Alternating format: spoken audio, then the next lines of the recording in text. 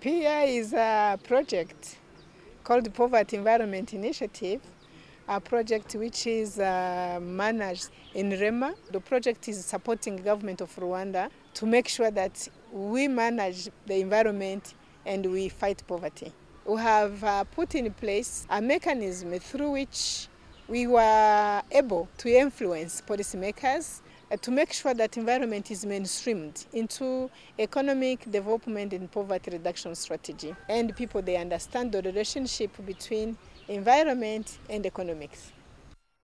We are very, very grateful to such initiatives like PEI, which came at the right time, I would say, especially when we were in the process of preparing our second EDPRS. That was very, very critical moment and it really helped. They participated in the drafting of the actual EDPRS when it was being drafted for being presented to the government for review. 90% of the population depend on natural resources. It was realized if we don't use these resources in a sustainable way, it would be a serious problem in achieving the MDGs. The programs have to be linked to the National Development Program of the government of Rwanda. EDPRS accepted environment as a cross-cutting issue, and then UNDP from the UN side, they took it also as one of the key result areas. So in the future, the government will take over and continue. In order to help key government agencies to make the economic case for poverty environment mainstreaming in the EDPRS in 2006, PEI supported local institutions to undertake a study on the economic cost of degradation and an integrated ecosystem assessment. Findings highlighted that soil erosion is a primary cause of decline in land production because of environmental degradation, poverty had increased, people's livelihood opportunities had declined, provincial health budgets were escalating, the cost of electricity had increased by 250%, and soil erosion was costing the country about 2% of GDP. For example, in 2006, the government spent $65,000 a day on diesel for rented generators to provide electricity to Rwanda. The economic analysis has helped Rema, government of Rwanda, to make our case by telling policymakers, leaders, you people, if we don't take care of environment, this is the cost. The message of integrating environment and poverty issues can be translated in a language, in a currency that the planners understand. In our budget classification, environment is highlighted as a separate sector, and that one actually shows the importance that the government attaches to environment. It's not an easy thing. It requires some techniques, some capacities that needs to be, built and continuously improved.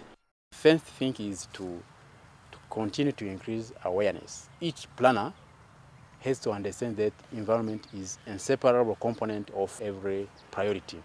The task team is comprised of the sector representatives, right from the infrastructure to agriculture to commerce to mini-coffin. We develop checklists that ensure that every project that the government is going to implement takes into account the environmental sustainability. Before PEI and other projects, there was a little confusion on who has to promote the environment conservation and sustainability. But now we are seeing a strong sense of collaboration between the institutions in promoting the environment. The environment is mainstreamed in sector strategic plans, in the district development plans.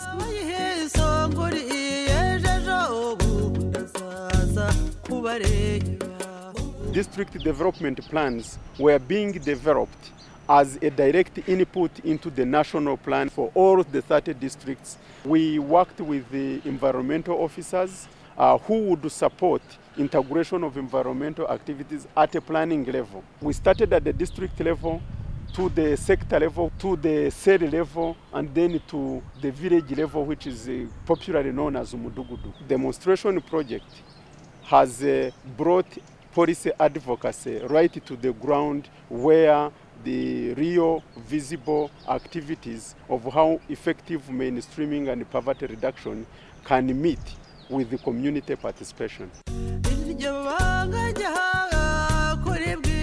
Tout au départ, il était vraiment très pauvre. C'est-à-dire, on choisissait par critère de pauvreté. Nous sommes dans un endroit montagneux. Nous subissons des problèmes d'érosion, ce qui fait que la protection de l'environnement était une priorité pour nous. La population a choisi la protection de l'environnement comme étant la première priorité du district.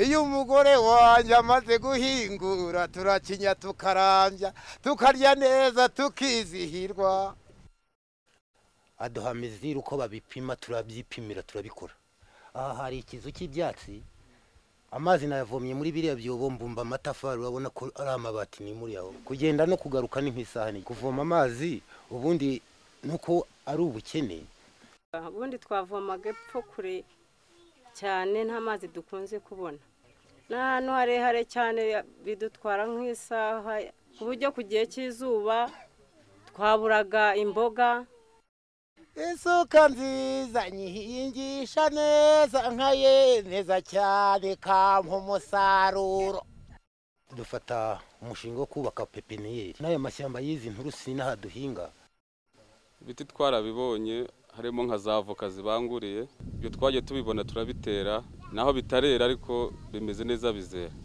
twajyaga kubona amafaranga ya mituweli bitugoye ariko ubu dutanga mituweli ndetse no ku myambarire yacu tukagira no kwambara neza mfite umurima wanjye hano mpinga nkasarura ibyiza bitunze abana banjye nkanezerezwa n'amahoro ahora ahinda. The European Union had sponsored terracing, which is usually labor and resource intensive. Ikinani kitarimo amatarasi y'indinganire ubu icyatuzaniye indinganire tugahingamo twashyiramo ifumbire umusaruro ukiyongera. Iya dahari nyine guhinga duca inshuro no kujya gushakisha ibyo kurya ariko iyo nabibonye mfite ahomba kizangira akamaro wese muri ibyo byo babakoramo dutekereza biziyongera ubu turi gukura tujya mbere genda no kugaruka ni nk'isahani gice. So all these range of integrated activities address a range of MDGs. This demonstration project has been a center of attraction for some policymakers, and they have been recommended to other districts where communities can be centers for real change. It is not only enough to have a good policy. You need to implement the policy. The best way was to link these environmental issues to governance and to poverty reduction.